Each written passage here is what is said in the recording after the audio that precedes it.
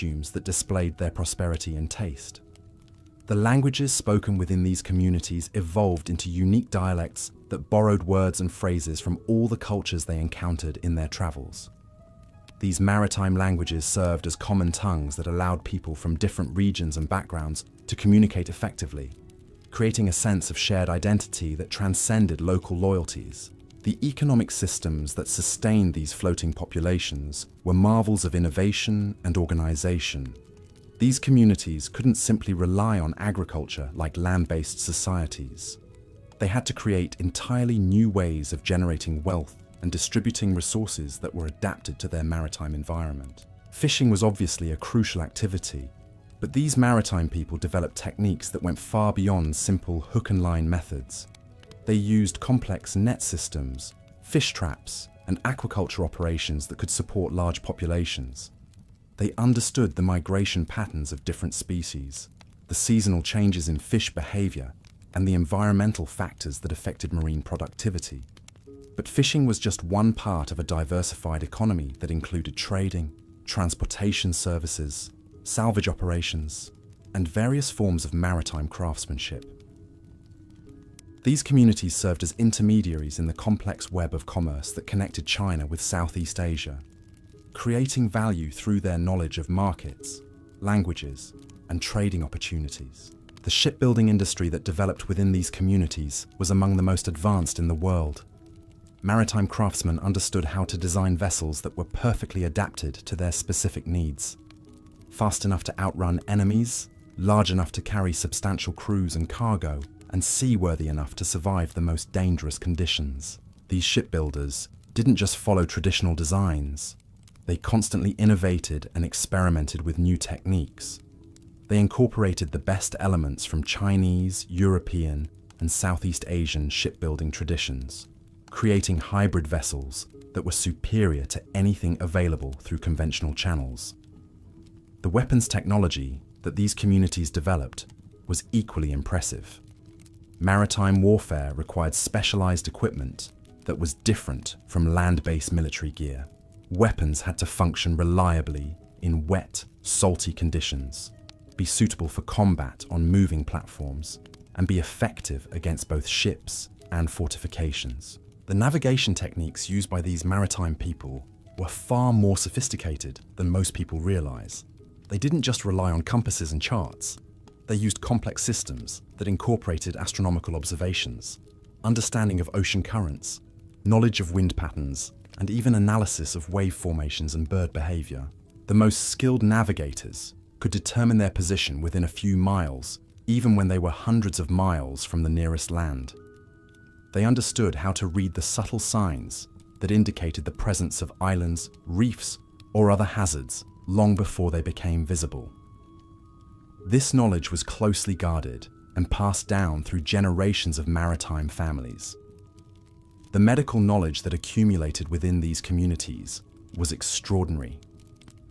Ship doctors had to deal with everything from combat wounds to tropical diseases, to the various health problems that developed during long periods at sea. They developed treatments and surgical techniques that were often more effective than what was available in major cities. These medical practitioners understood the importance of nutrition in maintaining health during extended voyages.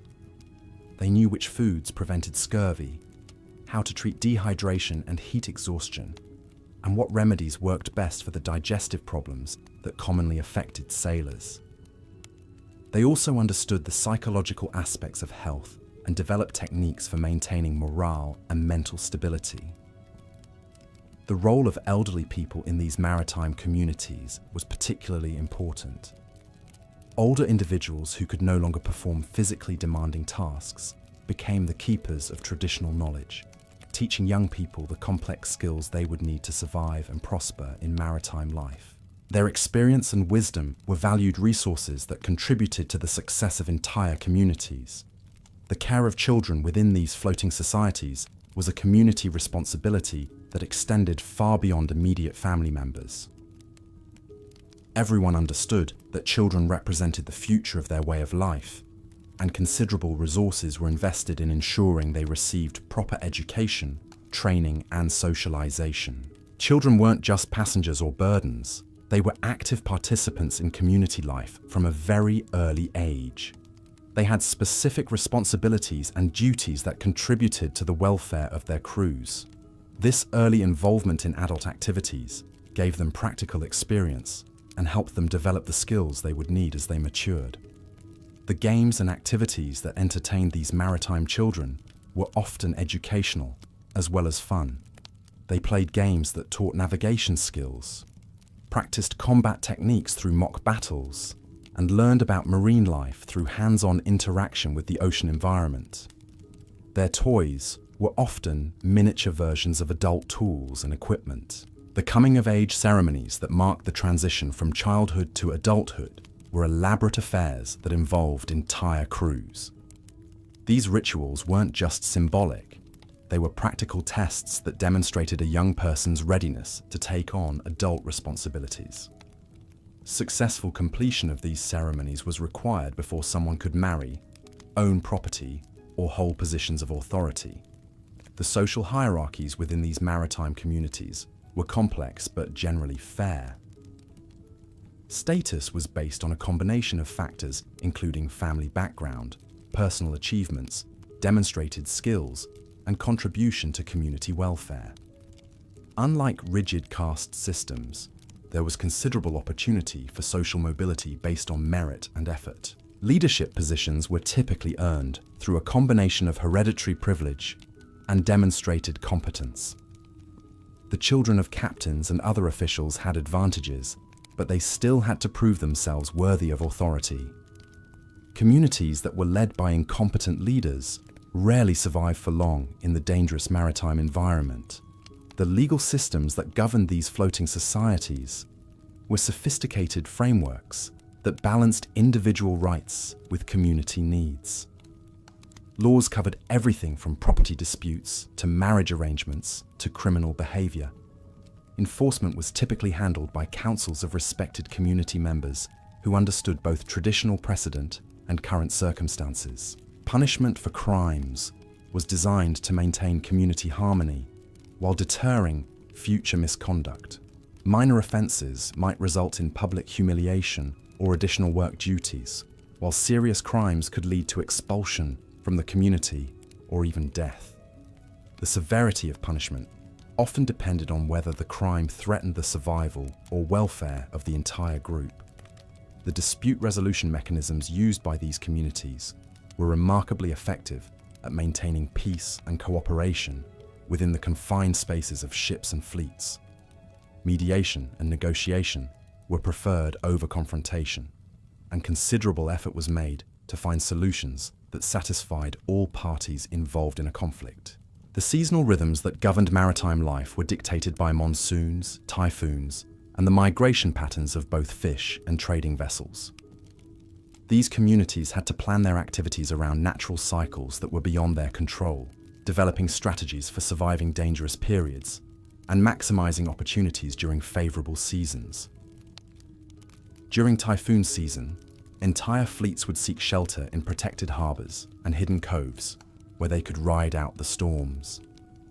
These periods of enforced inactivity weren't wasted time. They were opportunities for ship maintenance, equipment repair, social activities, and strategic planning. Communities that used these periods productively were more successful than those that simply waited for better weather. The spring and fall months, when weather conditions were most favorable, were the peak seasons for major trading expeditions and other ambitious undertakings. Communities would plan their most important activities during these periods, knowing they would have the best chance of success and the lowest risk of weather-related disasters. The winter months brought different challenges and opportunities. While stormy weather made navigation more dangerous, it also provided cover for activities that required secrecy or stealth. The most skilled maritime people could operate year-round by adapting their tactics and strategies to seasonal conditions. The environmental knowledge that these communities accumulated over centuries of maritime life was extraordinary. They understood ocean currents, weather patterns, marine ecosystems, and seasonal changes better than most professional scientists. This knowledge was essential for survival and was carefully preserved and transmitted through generations. Conservation practices within these maritime communities were often more sophisticated than those of land-based societies. These people understood that their long-term survival depended on maintaining the marine